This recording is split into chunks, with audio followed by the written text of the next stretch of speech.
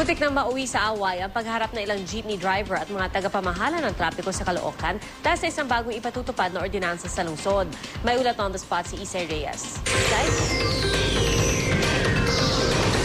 Pia, mahigit 50 jeepney drivers nga nagkilos protesta dito sa Caloocan City kanina.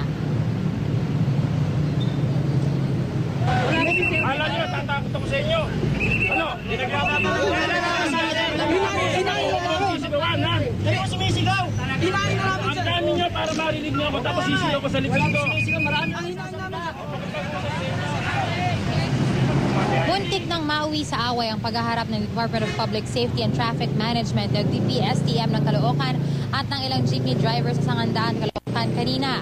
Sa tirik ng araw habang rush hour, ibinalandra kasi ng mga driver ang kanilang mga jeepney bilang protesta laban sa ordinansang ipapatupad sa Caloocan bukas, kung saan bawal nang dumiretso ang mga jeepney mula sa Malabon at Navotas patungong Bonifacio Monument Circle. Nagdulot ito ng matinding traffic kaya't napagbantaan silang ire-wrecker ang mga unit kung hindi aalisin. Sa ordinansa, hinaing ng mga driver, mababawasan ng kalahati ang kanilang kita dahil wala nang sasakay sa kanila. Maaari silang mahuli ng LTO dahil wala silang prangkisa na bumiyahe sa bagong ruta, sayang ang diesel at abot-abot na galit daw ng pasahero ang pwede nilang makuha. Sa nasabing ordinansa, bago pa naman makarating ng circle, kailangan na nilang kumaliwa sa Bautista Street at kumanan sa Caimito Road. Layunin daw nitong maibsan ang traffic build-up dahil malaki ang volume ng mga sasakyan na sinasabayan pa ng pagbaba at sakay ng mga jeepney ng pasahero.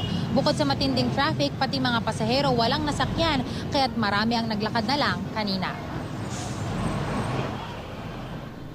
Pag hindi po nila inalis at dumating po yung wrecker dahil obstruction po ginagawa nila. Una-una, wala naman silang permit na mag-assembly, mag-ano sila.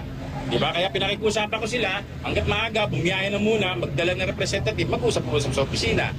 Pwede po naman mangyari para mawala ang traffic, pwede po private ang paikutin, wala po silang prangkisa na lalabagin. Wala silang lalabagin prangkisa.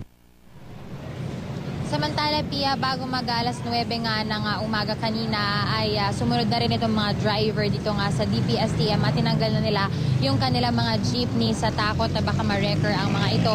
At alas 2 ng hapon ngayon ay nakatakda sila muli magkaroon ng pulong sa opisina ng DPSTM. Pia? Maraming salamat, Isay Reyes.